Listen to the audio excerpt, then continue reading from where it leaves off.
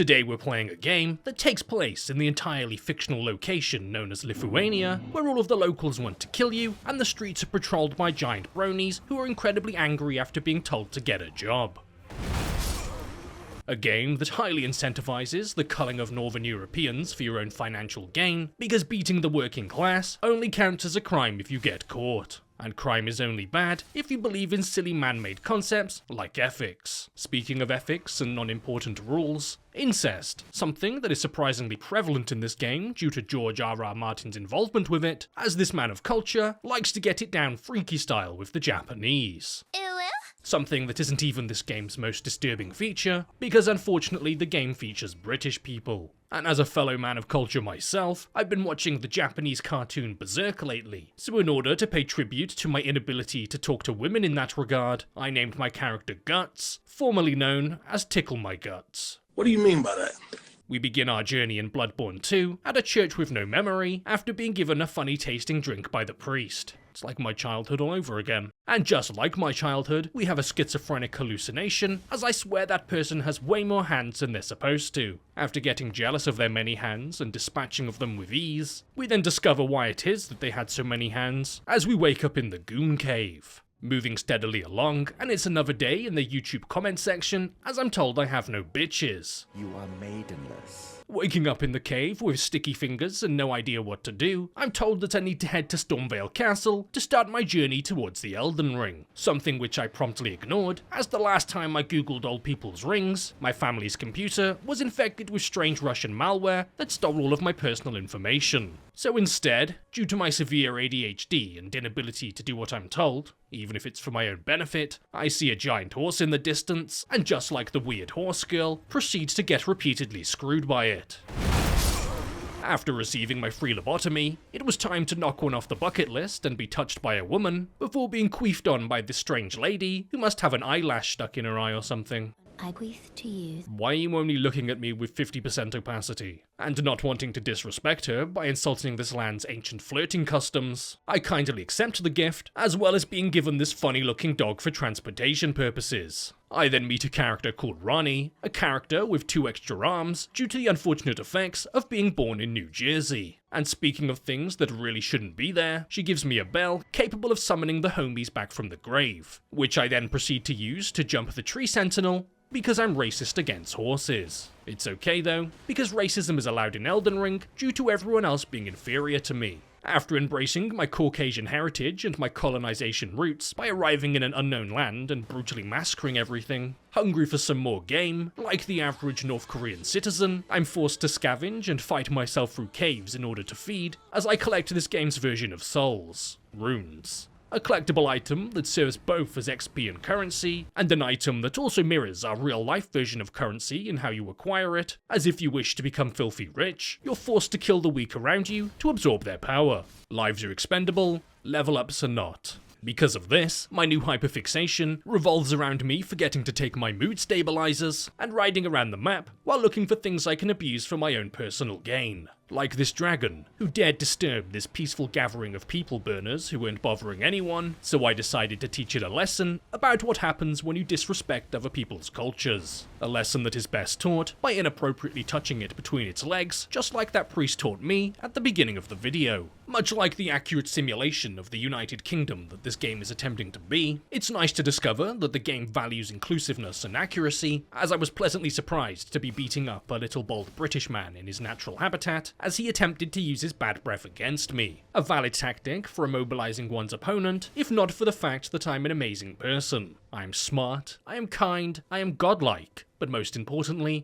I'm humble. After beating a man for the disgusting crime of being bald, it was time to explore, just like those people on the American frontier, and kill anything that doesn't look like me, including the plants, because no matter how hard I try to photosynthesize, I can't seem to transfer it into energy, and the doctor keeps telling me that I have a melanoma, despite never owning a single melon. After fighting the trees to spite Greenpeace, I find myself waking up in a different location after inhaling an unknown substance for like the 3rd time this week, where I discover that I've been teleported to a late game area where I can finally live out my xenophobic fantasies against the tall people. After getting railed by his large, girthy stone pole, I enact my revenge by hitting him in the shins really hard, before deciding to take some me time and partake in one of my favourite hobbies: hiding in the bushes behind a church. Once I got bored of speaking Latin very angrily towards the clergymen, I found the forbidden glory hole. And much like when interacting with all glory holes, I find myself mysteriously transported to London. Is that Margaret Thatcher? I quickly got out of there, as Cockneys don't count as real people, and therefore laws don't apply to them. And several stabbings later, I find myself in search of friends, so decided to go to the forest. But much like all of the times I've tried to make friends in real life, it's resulted in me being violently beaten up by overweight furries in the wilderness with no witnesses. So while getting some non-consensual cardio in, I discover a large shaft in the woods. Once I put that away, I then discover a large elevator shaft in the woods, and sit back in horror as I wonder what on earth the furries would need a basement for. But after beginning my descent, it suddenly occurred to me: this is where the French people live. After entering hell and politely mingling with the locals, I find a strange French dog, and my first instinct is to euthanize it. But it's okay, because this is Elden Ring. Animal abuse is fine, some would even say encouraged. And not being one to insult another culture, I continue my exploration to discover, much like real France, the streets are filled with violence and political unrest, and I don't feel very safe. They even have the balls of floating murderous energy. Oui. And as revenge for 1066, I face off against the final boss of the French people to complete the Asmongold build. Now all I need to do is not wash for a week. While I'm down here, busy committing war crimes against various groups of people who don't deserve basic human rights, it's a good time to talk about the sheer scale of this game, as right now, I'm experiencing an entire game underneath the actual game. Shifra River, an area in Dark Souls 4 that you're not even required to visit, but an area that you will visit if you're anything like me and are cripplingly neurodivergent. Shifra River being one of multiple optional areas like this in the game that only get to exist thanks to Miyazaki regularly sacrificing newborns to our Lord and Saviour. The main story is very much a suggestion in the same way that being a morally good person is, as if you want to spend dozens of hours running around and doing literally anything other than that, that's exactly what you can do. It's a role-playing game in the truest sense of the word, in that you're going to be dodge-rolling your way around this map as you're ruthlessly attacked while looking for your new best friend. One man, one jar. One man, a jar. Alexander, a friendship we kick off just like I would in the real world, by gently caressing his backside. Taking a break from the posterior poking, it was time to show our little white boy friend that I do in fact get bitches, as I'm positively oozing with the Riz. Or chlamydia. But I digress. After dealing with that simp because I am literally just too good for him, it's time to infiltrate Takeshi's castle and cause a scene, just like that time in the supermarket with my mum when she wouldn't buy me a pack of Pokemon cards, in that someone is going to be beaten in public. It's time for the first story boss of the game, because if you've forgotten, between all of the goon caving, dragon diddling and French people, there is actually something we're supposed to be doing. Putting our finger in some guy's old ring. Margit the fell omen, because Margit fell over after being repeatedly hit on the head by my unproportionally large axe. Boy is he agile for an obese person, he's like if the Americans learned gymnastics. After speedrunning Margit due to my extreme skill of just not getting hit, the literal gatekeeper is now out of the way, and it's time to infiltrate an average British government housing estate, evident by all of the malnourished grey people standing around, and we're going to steal their monthly financial support money. But while exploring Buckingham Palace and keeping my eyes peeled for a group of underage children that will lead me to Prince Andrew, unfortunately I'm unable to find them as they've already been consumed for sustenance, but what I was able to find was another Crucible Knight that luckily for me was rather submissive and breedable, albeit a little bit bloodthirsty. But that's just how I like them. Using the tried and true technique of hitting it a bunch of times and seeing what happens, he's put down for his nap, as it's time to get revenge against the grafted scion, who used its many hands to repeatedly touch me for efficiency's sake, in a room that strongly reminded me of my very own high school due to the sheer amount of bodies all over the floor. And while attempting to peacefully civilize the local inhabitants, I find myself falling into a dark and scary deep hole, and this time my ex-girlfriend is nowhere in sight. It's down here that I come across the ulcerated tree spirit, who views the concept of hitboxes as merely a recommendation, as I'm forced to commit a sin against God by killing this giant slug creature purely for self-defense reasons. My reward for this endeavour is being able to discover where they buried the late Queen Elizabeth, which gives me all of the motivation I need to face off against the next main boss. Because if she could be killed, then anything can be killed. Godric the Grafted, a toddler who got carried away with their arts and crafts. Though I do have to say that I appreciate that he's moulded his fashion out of the corpses of his enemies, because I can respect that. He's just like one of those Turkish surgeons. You see, Godric doesn't just follow fashion trends, he is the fashion trend. After beating the Alzheimer's into Godric, he proceeds to mistake his own arm for mine and chops it off in a delirious state, only to replace it with the head of a deceased dragon that just so happens to be lying around. As one does. After slapping me around with his bad dragon, he eventually lies down and dies, as I've just received my very own personal castle by walking in and enacting squatters' rights, because that's how real life works. Now that I've finally beaten the Elden Ring tutorial and acquired my very own female, it's time to actually play the game as I attempt to investigate some dude's ring. Stepping out of Stormvale Castle, I arrive in Liurnia, also known as Florida, due to the amount of things in the water that want to kill me and the abundance of the mentally ill walking around. I've arrived to increase the population of the mentally unstable and immediately begin my next part of the journey by giving this blind lady a grape. Because contrary to popular belief, I am indeed a charitable person. And also a simp. We're off to a great start in Liurnia, as after about 30 seconds I'm beating a giant crustacean with my trousers off, just like that time I got kicked out of the pet store. It's not my fault my Aikido skills are simply too intimidating for the normies. Once I'm done displaying my alpha male prowess to all of the local wildlife, I explore Elden Ring's easily most interesting and unique location, otherwise known as a puddle. A location which contains riveting gameplay mechanics such as riding through water, walking through water,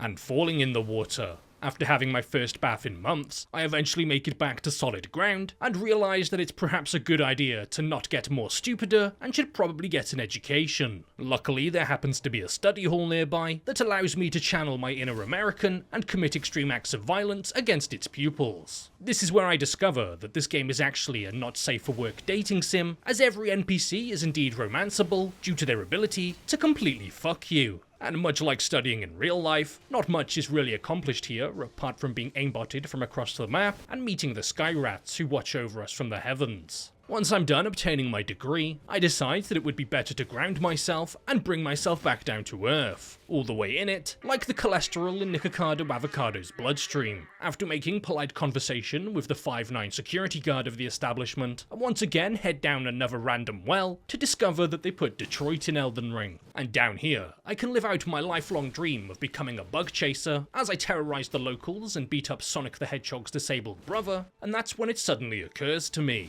For someone who is quite fond of committing illegal activities, this is scientifically proven to be the best game for them. As much like real life, if you're strong enough, you can kill anything and face absolutely zero negative consequences. And I made sure that Tickle My Guts was indeed strong enough, as much like Chairman Mao said that one time, I like my weapons how I like my genitals. Giant and fucking terrifying. And what better way to use my giant and terrifying weapon by returning to the beginning of the game to make like the Russian armed forces and molest someone for revenge. And speaking of tyrannical dictators, I decided to treat myself to a little vacation at the Mohgwyn Palace luxury resort, known for its scenic views and wonderful locals. And all that I need to do to get there is commit a few little murders and get fingered by Vare, a small price to pay to engage in some perfectly legitimate leveling. Some might call it cheating, but I call it racism against the frog people. And therefore that's okay. And while I'm busy down here, hitting things for financial and personal gain, I remember the concept of women and how I respect them very much. So much, in fact, that I'm willing to disturb the very order of the world as we currently know it to find out what those extra blue hands are good for on our funny-looking e-girl. She invites me over to her crib, but proceeds to snipe me from the sky, a reoccurring theme with me and women. I catch them hands, but wonder where the feet are at, and decide to beat up the weird horse girl's prized possession to make myself some glue. But just like Tupac, it was only a hologram. And also just like Tupac, its real form is chilling on a beach somewhere in the Bahamas. So after meeting Ranni for the first time, again, we agreed to do her questline and were introduced to a mythical fantasy creature, a Welsh person. My furry friend and I are tasked with gaining access to the ancient subterranean city filled with all manners of disturbing horrors, heavily inspired by modern-day Northern Ireland. But in order to create our very own car bomb to get access to Northern Nokron, we need to face and kill General Radahn, a demigod and Ranni's brother. I haven't felt a betrayal this bad since that time Judas did that thing to Jesus. So much like in real life, the simplest and often most beneficial way forward is to kill a sibling for my own gain. The only problem with that being is that General Radahn is in Caelid and they have government spies there. birds. So after returning to London and paying a visit to my old friend, the Tories, we stand outside of General Redon's castle and observe the traditional British wildlife of two rival groups of football fans meeting for a nice friendly chat. And speaking of fun group activities, fighting Redon is a unique experience in that you can tag team him with your homies and it's only a little bit gay. For once. A fun experience that unfortunately only involved me getting sat on once, before suddenly a giant rock came tumbling from the sky and crashed into the planet to create an entrance. Huh, what a lucky coincidence. So after entering Redon's hole, I immediately fall to my death before proceeding to inappropriately touch myself. But not for pleasure, but for survival. A mimic tier in the form of a quirked up white boy begins violently attacking me, leaving me with no choice but to act out my deepest darkest fantasy. Kill myself. The mimic tier being one of this game's many spirit ashes that you can use to assist you on your adventures. In other words, good luck, you've just unlocked easy mode, because the mimic tier is something that the world could very much have done without. An exact copy of yourself. Do you think you would be incest if you, me find Ranni's Swiss Army knife that she needs to take over the world or something, before taking my new pet out for a little spin? Heading deeper into inner city Chicago, we come across the Gargoyles, an enemy whose main force of defense is blowing their stank ass in your face. It being a perfect opportunity to really display the mimic tier's greatest ability. Not their dashing good looks or amazing sense of humor, but their ability to pull aggro and distract the boss so that I can play Elden Ring. But wrong. A tiring endeavour indeed, but luckily for all tickle my guts, there's a perfectly acceptable place to take a nap. Great, I'm defying gravity again. I hate it when that happens. After returning to our Lord and Saviour, the Blue Lady, she does the completely expected and rational thing by turning herself into a doll, and I'm overcome with the overwhelming compulsion to find a glass jar. But maybe I should probably find God. The lefties are not too happy with Ranni's new unrealistic body standards and send an assassin in the form of a good boy to go and deal with her. A baleful assassin, and an accurate representation of Blythe when he doesn't get his tummy tickles. He's got that dog in him, and it's mentally unwell. After putting the dog down, like a remote Chinese villager's supper, we end up in England's most beautiful seaside town, Blackpool. Extreme suffering everywhere you look, constant death, and a giant dragon soldier. Just like in real life. After sleeping in a coffin again, because boys would much rather pretend to be a vampire than go to therapy, Guts wakes up after forgetting to close the window to find a giant annoying bug in the form of an extraterrestrial alien life form. Making like the English settlers and brutally killing anything they didn't understand, the boss Astel is dealt with, before I discover that I'm somewhat of an alien myself. An illegal one. I need to cross Trump's wall, but I don't have the correct identification. With no other options left, I'm forced once again to gain an education like a stupid person and go to school, which is going to be somewhat risky since I'm legally not allowed to go anywhere near one. Since the incident. Raya Lucaria, or Hogwarts for the Undesirables, has exactly what I need, but standing in the way of that are two obstacles, a dog and a woman. But luckily for me, both of them are dealt with in the exact same way.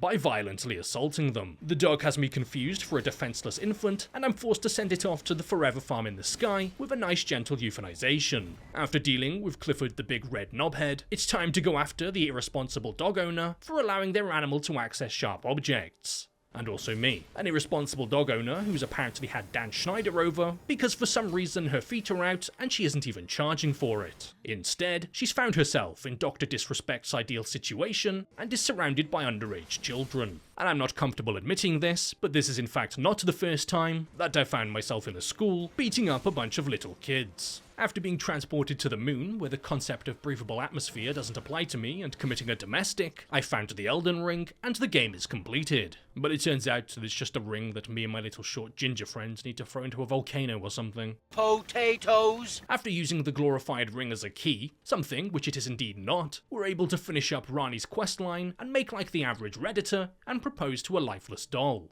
M'lady, and as much fun as I've had being spat on by various different forms of crustaceans, and enjoying the company of large turtles named Dave, it's time to continue my journey onwards and upwards to be one step closer to the chemtrails, because they're not going to huff themselves. But luckily, the lands between is inclusive to all, and they've placed a nice convenient elevator right in the middle of it, something which you're surely going to need at some point, because if you aren't disabled yet, you soon will be. You might think you're important, but this game views you the same way that a multi-billion-dollar tech company views an orphan in India.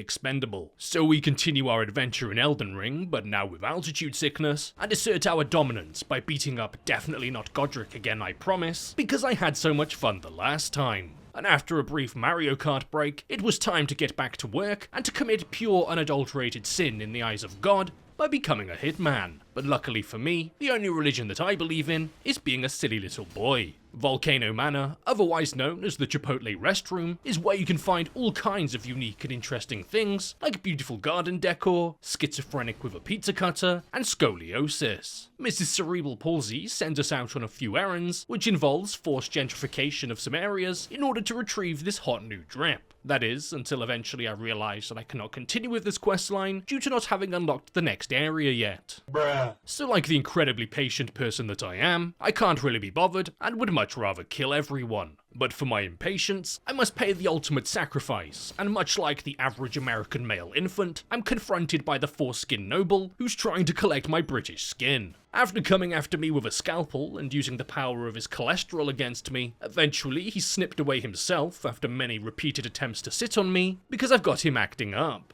What can I say? I've got that effect on people. Maybe he thought I was after his Elden Ring. After the child mutilator is dealt with, it's time to move on to the next big boss, the Lord of Blasphemy, an overgrown tapeworm. Someone who's apparently been deep-throating this gargantuan sword for a millennia for strictly scientific reasons. But I managed to defeat the throat goat with a prescription, and my bum is no longer itchy. Volcano Manor being an area of the game that, once more, is completely optional. Much like the Ranni questline and many of the fun and interesting locations that sends you to, the entirety of Volcano Manor, including the Rykard boss fight itself, is completely optional. The sheer scale of this game activates my autism neurons.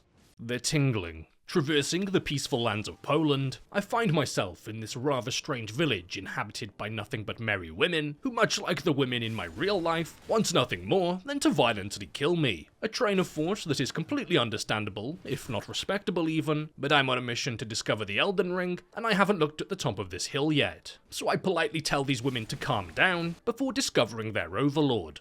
A skinny twink. With him not possessing the type of ring that I'm currently looking for, I leave him on red before getting jumped by Margit for my lunch money. But unfortunately for Margit, thanks to a severe and traumatic brain injury I suffered earlier in my life, I don't give too kindly to having gang stalkers, so he must die. Again. And while playing Breath of the Wild for the mentally unwell and traversing through the aftermath of multiple war crimes, my attention is drawn to the nearby city of Leyndell, a beautiful and prospering city with affordable housing and low crime rates. But the only problem being is that the way in is guarded by this guy, the Draconic Tree Sentinel, someone who is neither draconic or a tree, but someone who is able to survive at 0 HP due to their sheer disgust and hatred for you. Nice game, Miyazaki. After white man plays Japanese game but is severely punished, I'm let inside of Leyndell and they have snowmen. Ah shit, my meds are wearing off again. And just like I always do when my medication tries to show me the truth, I hang out in the sewers for a bit. And it's while being down here that I realised that this game really knows how to relate to its target demographic, as it features a character who consumes human feces and defiles corpses for recreation. I haven't felt this violated since being told by my priest I was a special little boy. While sniffing Pyrocynical's ideal air freshener scent, I come across Sewer Mohg, a boss that I'm definitely going to want to beat because I heard you need to kill him to access the DLC. A fight that goes pretty well for me, considering that I have the ability to drop that booty to the floor. Heading back up above ground, and the violent frozen hallucinations seem to have subsided for now, possibly due to the sheer amount of inhaled sulfur. And apparently all of the immigrants have taken over the city occupants' jobs, as everyone just seems to be kinda standing around and doing nothing. My tour of the city then leads me past the degenerates with the urine fetish as I meet their leader, Godfrey, Lord of Hydration. It appears that he's had a bit of an accident and isn't exactly happy about me walking in on it, so the only possible logical form of recourse is to deal with it like the real men that we are, and fight each other in a puddle of his own bodily fluids. After making like a religious extremist and killing him because he hurt my feelings, it's time to face off against Margit's other personality, Morgott, because apparently we've entered the boss rush mode. Morgott being Margit when he's a bit hungry is a fight that's incredibly unique and interesting due to the fact that he's brought along his very own cuck chair. Gotta give it to a man who brings his own viewing station to the sesh. At least he's committed. After he's finished, but not in the way that he was hoping, the Elden Ring is in my grasp, and I can finally beat Dark Souls 4 in order to go back to playing respectable games like Roblox SpongeBob SquarePants Obby. Seems like the way's been blocked by Mother Nature. This game's exploiting my suffering to the same degree that true crime YouTubers exploit the suffering of real dead people. But I know if things aren't looking up for me, global warming has my back. The plan is simple. We head up the Great Scandinavian Lift to Sweden to commit arson and release toxic gases into the atmosphere. That'll teach trees to grow around me. So that's exactly what we do. We head up to the Mountaintops of the Giants, otherwise known as the boring part of Elden Ring. Everything here is big and scary, making me want to act like George W. Bush and irreparably destroy your entire country. You've got to be careful up here, because in Sweden, war crimes are encouraged. They have a saying that goes, if you haven't massacred a group of unarmed civilians by your 12th birthday, then you'll never be counted as a real man. And speaking of murderous Scandinavians, Commander Niall and his best friends are indeed extremely murderous and not very nice people. After consuming me for sustenance like a sloppy IKEA meatball, once he's done raiding and pillaging my villages for gold, I show him how mistaken he was for being born a Northern European. After he's dealt with, I have your everyday encounter with an average Swedish person, where I for some reason decided to change up my build to wield a fire-type weapon against a literal fire giant. What can I say? I am the smart. He looks down to realise that he has a leg, and in sheer and utter disgust, decides to rip it off because ooh, gross. He then begins to roll around on the floor, having a tantrum like a Swedish person who's been told that they can't pillage the English. And after he's been sent to Valhalla, it's time to preheat the oven before Mum gets back from work, so I can set a tree on fire and deliberately speed up climate change. And much like my first time in real life, I hold hands with a woman and proceed to immediately pass out. Coming to, I realise I never should have smoked that gas station weed, as I've woken up in Ohio, surrounded by chemtrails. Not exactly being welcomed by the drug-fueled locals, I find myself facing off against the Godskin duo as they've come to take another snip. The Godskin duo, who were ultimately beaten by the Tickle duo, as I proceeded to play the game on easy mode with my nice handy Mimic tier. So after the Foreskin duo were beaten by the Foreskin Touchers, I decided to take a nap while looking like your average American citizen, before disturbing the very concept of time to fight my sleep paralysis demon, a funny looking bird.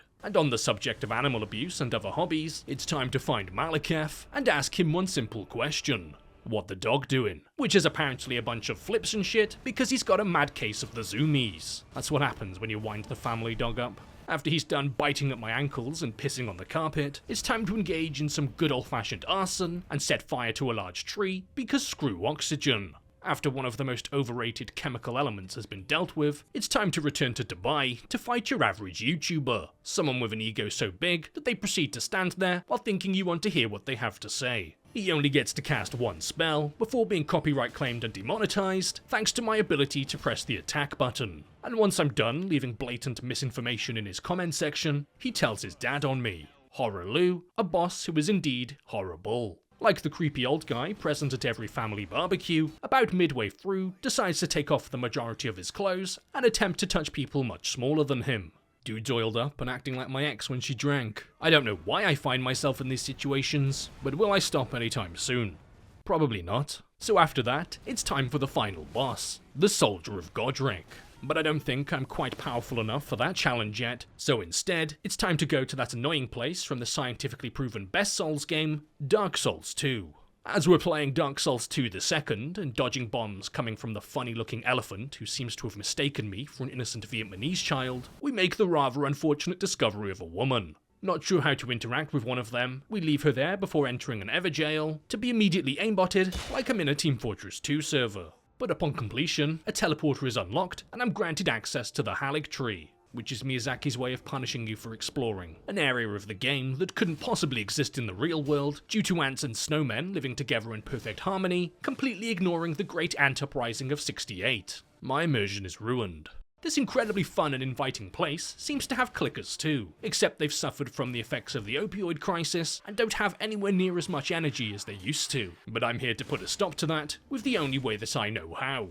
Assault a woman. Loretta, their dealer, this time wearing all of her skin, as it's a little chilly around here. Nevertheless, I kindly relieve her of all of her skin, and it's now time to descend further into the tree, passing all manner of unspeakable horrors, like a member of British Parliament, and one of the royal family's true form. Health and safety is clearly something that the guys over at the Haligtree take incredibly seriously, due to the sheer amount of things trying to kill you before you can report them. And if Osha doesn't get to you, the poison swamp that rots out your insides will. I don't think Miyazaki could sleep at night knowing he released a game without everyone's favourite feature. Eventually, I make it to the bottom, only to be reminded that I am in fact the bottom. Malenia. Someone gave the schizophrenic a pocket knife again, and told them I was plotting against them. But if I'm being entirely honest, which I'm not, Malenia was kinda easy. Look, all that I'm saying is that if you're not using a fully upgraded mimic tier and an abusable weapon, you're playing the game wrong. Game mechanics, much like minimum wage workers, are to be abused for your own gain.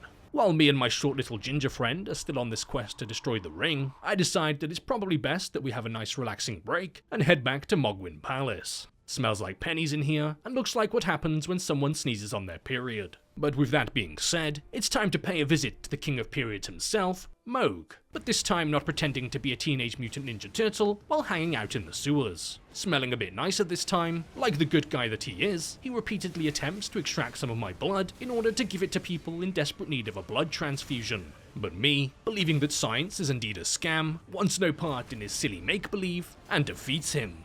Again. With Mohg defeated and my internal fluids still inside of my body, well, most of them anyway, it was time to embark on another journey. A journey of unknowns and what-ifs. A chance to be reborn and start anew, to set foot in new lands and conquer the indigenous population. It's time for Shadow of the Erdtree.